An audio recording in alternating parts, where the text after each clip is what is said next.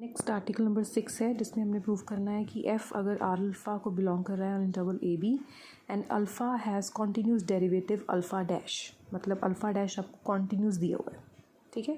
तो कॉन्टीन्यूटी की definition use करनी हो सकती है।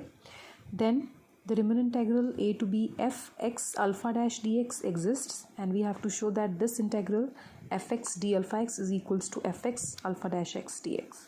तो प्रूफ शुरू करते हैं।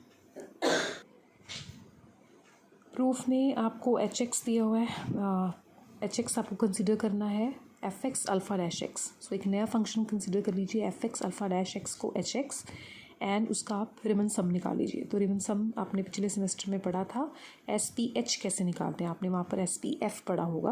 नोटेशन वॉज कंसर्निंग एफ, यहाँ पर एच के लिए नोटेशन लगा रहे हैं तो हमारा बनेगा summation H T I delta X I.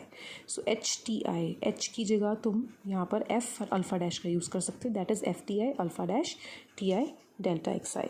Next आप निकाल लीजिए एस पी अल्फ़ा जो आपने अभी फर्दर पढ़ा है, that is summation F T I alpha dash delta alpha I, ठीक है।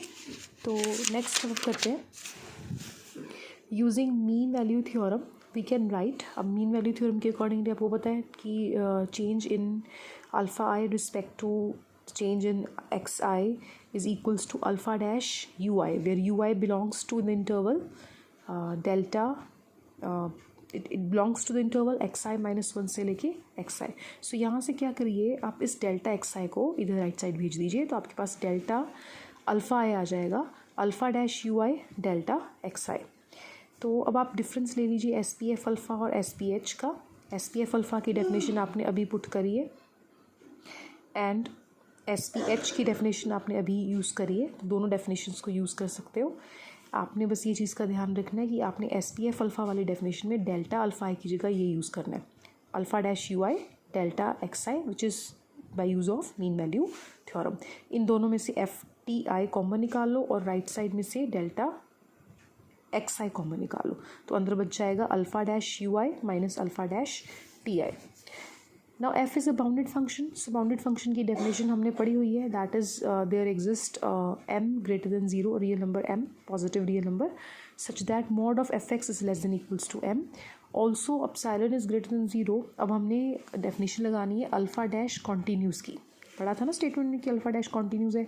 सो कॉन्टीन्यूटी की डेफिनेशन मैंने आपको बताई हुई है, that is for epsilon greater than zero there exist a delta which depends upon epsilon such that जब भी एक्स एंड वाई का डिफरेंस डेल्टा से कम होगा, डिफरेंस ज़ीरो से ज़्यादा ही होगा क्योंकि मॉड है तो ज़ीरो से ज़्यादा ही होगा, जब भी डिफरेंस डेल्टा से कम होगा उनका image with respect to function जो भी कॉन्टीन्यूस दिया हुआ है, यहाँ पर फंक्शन कॉन्टीन्यूस दिया हुआ है अल्फ़ा डैश, तो दोनों की जब आप इमेज लोगे उनका डिफरेंस अपसाइलन से कम आएगा। अब अपसाइलन को हमने अपनी मर्जी से मॉडिफाई करा हुआ है, अपसाइलन की जगह हमने लिखा हुआ है epsilon upon 2m into B minus A. आप चाहो तो अकेला अपसाइलन लिख के रहने दो, बाद में पता लग जाएगा कि इसको 2m b माइनस ए से डिवाइड करने की ज़रूरत है। Now here we are taking partitioning p epsilon dash where norm of p epsilon dash is less than epsilon, then for, ये मतलब हम खुद पार्टीशन ऐसी ले रहे हैं जिसका नॉर्म अपसाइलन से लेस आए। Now for any partitioning p which is finer than this, finer है मतलब उसका भी नॉर्म अपसाइलन से लेस ही होएगा, ठीक है। तो यहाँ पर इंस्टेड आप अपसाइलन से लेस लेने की बजाय आप डेल्टा से लेस लीजिए। क्यों? क्योंकि अगर p का नॉर्म, p अपसाइलन डैश का नॉर्म डेल्टा से लेस होगा तो जो भी इस पार्टीशनिंग में पॉइंट्स होंगे उनका जो डिफरेंस होएगा आपस में वो डेल्टा से कम होएगा, तो मतलब ये कंडीशन उस पर लग जाएगी। तो अगर उन पार्टीशनिंग के पॉइंट्स का डिफरेंस आपस में डेल्टा से कम है तो उनकी इमेजेस का डिफरेंस इससे कम होएगा, ठीक है। तो कोई भी पार्टीशनिंग p है अगर उसका नॉर्म डेल्टा से लेस है तो ये कंडीशन उस पर भी एप्लीकेबल है। It means alpha dash you I and alpha dash t आई का डिफरेंस लेस हो गया इससे, ठीक है। Way you I T I किसके पॉइंट्स ले रहे हो आप, पार्टीशनिंग p के। नाउ अब आपने एस पी एफ अल्फ़ा और एस पी एच का डिफरेंस लेना है, it is less than equals to, इन दोनों का डिफरेंस आपने यहाँ पर प्रूफ किया था इतना है, तो दोनों तरफ मॉड ले लो, इधर भी मॉड ले लो, इधर भी मॉड ले लो, इधर का जो मॉड होएगा वो लेस देन इक्वल्स टू, ये तीनों मॉड अलग अलग हो जाएंगे, ठीक है। ये तीनों मॉड अलग अलग हो गए, ये इक्वल हो गया b माइनस ए के, ये इक्वल हो गया less than equals to m हो गया, with help of this, and ये less than हो गया epsilon upon 2m b minus a.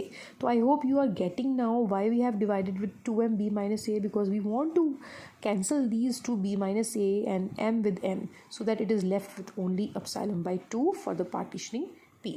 Now it is given in the question that f belongs to R alpha, then there exists now another partitioning p epsilon double dash, and for every partitioning p which is finer than this is less than epsilon by 2. ये हमने basically रिमन-स्टेल्डर्स integral की definition ही लगा रही है, तो definition आप first lecture में जाके देखिए, ये डेफिनेशन का यूज़ ही करा हुआ है. अब हमारे पास दो पार्टिशनिंग्स हैं, एक है पी एप्सिलॉन डैश, एक है पी एप्सिलॉन डबल डैश. दोनों का यूनियन ले लो, वो बना दो पी एप्सिलॉन, उसका नाम दे दो पी एप्सिलॉन. तो पी पार्टिशनिंग क्योंकि इन दोनों से फाइनर थी, इन दोनों को यूनियन करके ये बन रहा है, तो पी आपकी जो पार्टिशनिंग है वो इससे भी फाइनर होएगी. ठीक है, तो यूजिंग 2 and 3 आप क्या करो, एस पी एच एंड इस दोनों का डिफरेंस लो, इसमें ये ऐड एंड सब्ट्रैक्ट कर दिया, अलग अलग करके दो मॉड बना दिए. ये भी एप्सिलॉन बाई 2 से लेस है, ये एप्सिलॉन बाई 2 से लेस है यूजिंग दिस, और ये भी एप्सिलॉन बाई 2 से लेस है यूजिंग दिस डेफिनेशन. तो दोनों का सम आ जाएगा एप्सिलॉन से लेस. ठीक है, तो इट मीन्स इन दोनों का डिफरेंस एप्सिलॉन से लेस है. सो आप कह सकते हैं कि that this thing is equal to this thing. ठीक है, और इस चीज़ को हम लिख सकते हैं ऐसे, इसको हम लिख सकते हैं ऐसे, that is A to B F X D alpha X. And इसको कैसे लिख सकते हैं, इसको लिख सकते हैं A to B function H D X. But H function क्या है आपका, F X alpha dash X D X. So this proves both equal, यही आपको प्रूव करना था.